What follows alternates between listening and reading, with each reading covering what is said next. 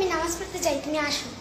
আর ও জুম্মা মুবারক সবাইকে। হুম জানো কি হয়েছে?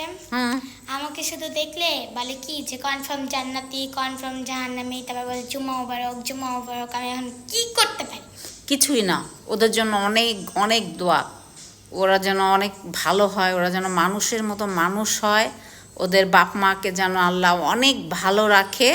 আর ওরা জানে আমরা কনফার্ম জান্নাতি, নাহলে বললো কিভাবে। ওদের জন্য সবসময় দোয়া করবা, আর ওদের দেখলে সালাম দোয়ার উপরে থাকবা।